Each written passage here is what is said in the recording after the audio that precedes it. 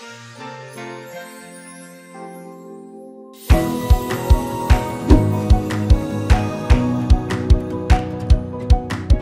citoyenneté, c'est justement cette expression de ce que nous sommes au travers d'un statut, celui de citoyen. Ce statut qui existe dans une forme d'organisation sociétale que l'on appelle la République. Et donc en opposition de ce qui peut bien évidemment exister dans une autre forme d'organisation sociétale qui est la monarchie. Là, on parlerait de sujet. Et le citoyen qui donc existe dans la République a naturellement des droits. C'est pour cela que l'on dit qu'il est sujet de droit et non pas sujet à un individu, sujet à un roi. Il est sujet de droit. Mais au-delà d'être sujet de droit, il a aussi, bien évidemment, l'obligation d'observer le respect des obligations qui rendent parfaite justement ce statut de citoyen et donc l'expression de la citoyenneté. Et ce statut confère au travers de tous ces droits un certain nombre de libertés qu'on appelle généralement des libertés fondamentales. Et ces libertés fondamentales sont celles-là qui permettent de se revendiquer être un être humain, de jouir des droits humains tels que définis par non seulement la Convention internationale des droits humains, européenne des droits de l'homme, africaine des droits de l'homme, mais aussi jouir, bien évidemment, d'un certain nombre de droits attachés strictement au statut de citoyen.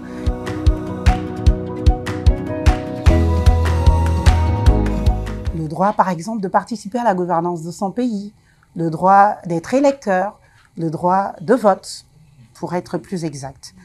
Et donc, la citoyenneté, c'est l'ensemble de tous ces mécanismes qui permettent à un individu, dans une organisation sociétale, de s'établir au travers des droits, mais aussi par l'observation des obligations, qui lui sont attachées. C'est pour cela qu'il ne faut pas se revendiquer citoyen qu'au travers de la prévalence d'un pan de cette citoyenneté. On va parler, par exemple, des droits. On ne peut pas se dire citoyen si l'on se revendique seulement des droits et que l'on n'a pas à se revendiquer, par exemple, les devoirs. Donc, pour que nous soyons dans une expression parfaite de notre citoyenneté, il faut avoir en conscience la connaissance parfaite de ses droits, mais aussi la conscience de ses obligations. Et c'est par l'observation de ses obligations et la revendication de ses droits qu'on arrive à s'établir dans une citoyenneté.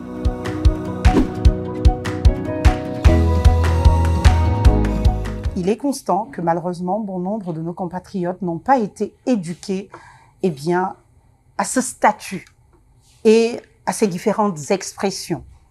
C'est pour cela qu'il sied d'éduquer à cela, d'éduquer à ces différents droits, à ce statut, à la connaissance parfaite de tous nos droits, à la connaissance bien évidemment aussi de nos obligations pour que la République tienne et vive.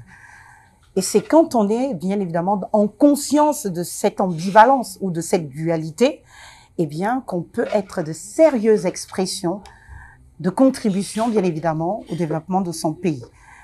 Et depuis 2009, je l'ai dit, je m'essaye, au travers des associations, Espoir du Nord, il y a peu, Espoir Conscient, bien plus tard, en France, j'essaye de me permettre une sensibilisation chaque année au Gabon, sur ces questions de citoyenneté, parce que consciente de ce que, quand on connaît son statut, on connaît ses droits, on est en capacité de faire vivre la citoyenneté. Et on est en capacité d'établir dans notre pays le respect de cette citoyenneté, qui a encore du mal aujourd'hui, il faut le dire, à s'affirmer.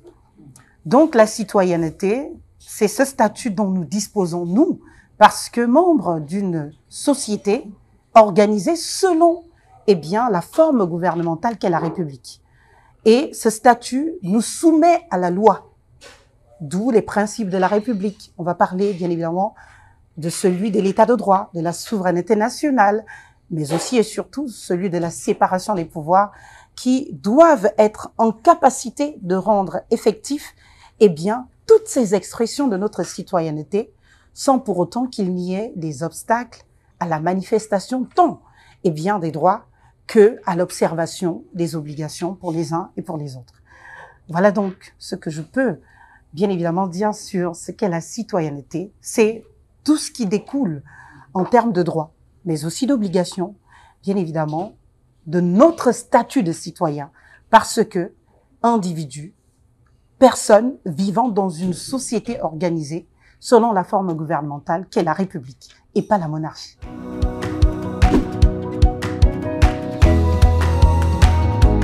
La connaissance de son statut de citoyen est un vecteur de stabilité, parce que quand on connaît ses droits, on se déploie au maximum, bien évidemment, pour asseoir la République et pour alerter tout détenteur de pouvoir à être conscient de ce que la démocratie, c'est justement ce qui amène les uns et les autres, les mêmes citoyens, à être alternativement, gouvernants et gouvernés. Et quand on a cette conscience de se dire, ceux qui sont gouvernés aujourd'hui comme moi, peuvent devenir les gouvernants de demain, on ne s'inscrit pas dans des voies qui n'honorent pas les règles républicaines et qui n'honorent pas, bien évidemment, cette ambition de vivre ensemble.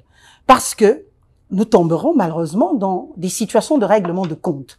Parce que si on est au pouvoir, on fait n'importe quoi, quand les autres viendront, les autres aussi seront, bien évidemment, dans cette disposition de se dire, ils nous ont tellement fait baver.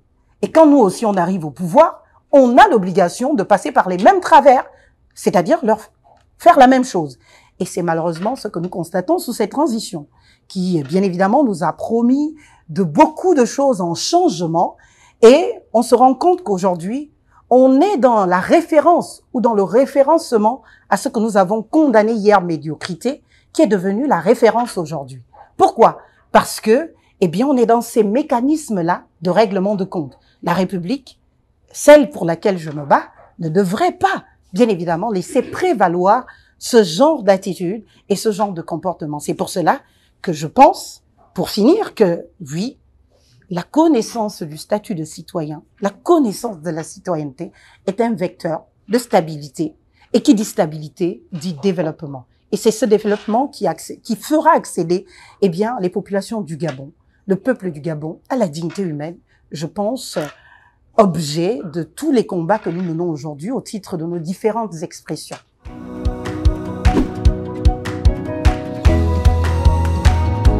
C'est le contexte.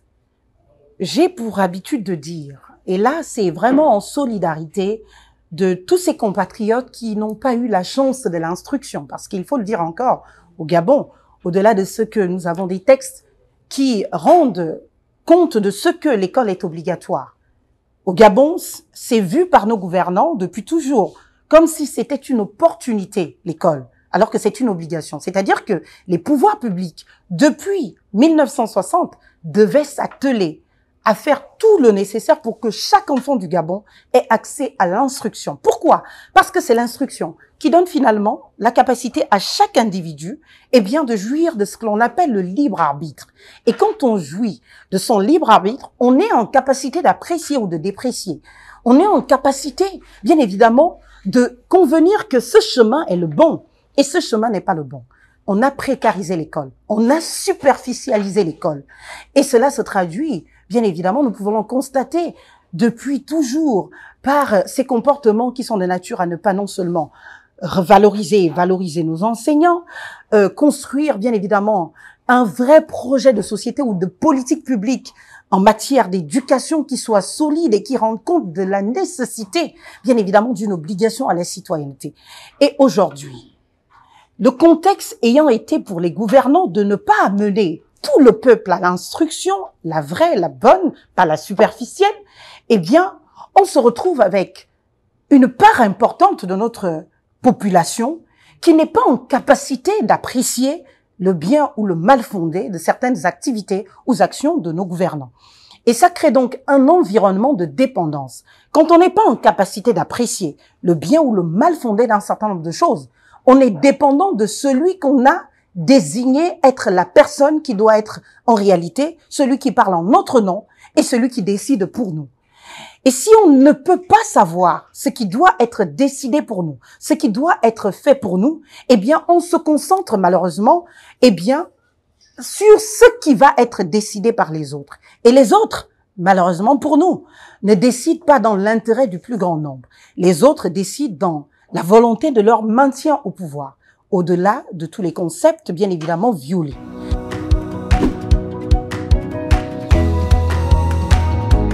Et quand on est dans cette condition où l'on a précarisé, superficialisé, tué l'école de la République, où donc on a empêché une part importante de nos compatriotes, bien évidemment, d'accéder à ce libre arbitre, à ce discernement, eh bien, on ne se résout qu'à ce malheureux contexte qui traduit de ce traditionnel, je veux le dire. On va encore faire comment? Et nous faisons confiance à ceux qui sont devant.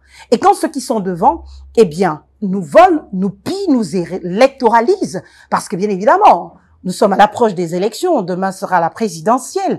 Eh bien, on est dans ce contexte-là où on attend. Moi, j'ai fait les provinces au travers, bien évidemment, c'est pas politique ce que nous faisons, au travers du ACBBN Gabon Tour. Mais je suis allée à la rencontre de nos compatriotes à Mouila, dans la province du Moyen-Ogoué. Mais le discours tout de suite, c'est « si vous êtes candidat, nous avons des doléances ». Un citoyen ne fait pas de doléances. Un citoyen a des exigences. Mais cela procède de quoi? Cela procède de l'éducation des politiques, parce que il ne faut pas l'oublier. C'est aux politiques d'éduquer les citoyens sur leurs droits.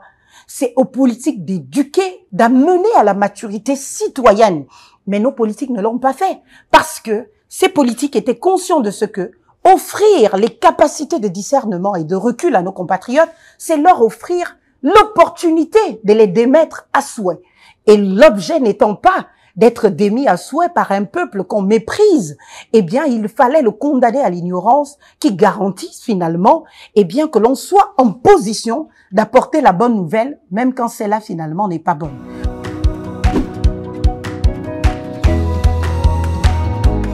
Donc, ce contexte-là, cet environnement-là, cette irresponsabilité gouvernementale, parce que l'objet d'un État, c'est justement de satisfaire, j'ai envie de dire, à la subsistance de ces populations. Mais cette subsistance n'est pas que matérielle, elle n'est pas qu'éphémère, elle n'est pas, bien évidemment, que de l'ordre, bien évidemment, de la spontanéité. Elle doit être programmée, prévue, et non être dans des réseaux de fabrication de pauvreté héréditaire qui sont malheureusement la constatation de ce que nous avons aujourd'hui, l'impossibilité d'un discours républicain qui tienne et qui soit entendu par nos populations. Les réductions sont très vite faites parce que, malheureusement, ce peuple-là a été éduqué à ces conclusions faciles. On ne lui a pas donné le pouvoir parce que le pouvoir, c'est d'abord la connaissance.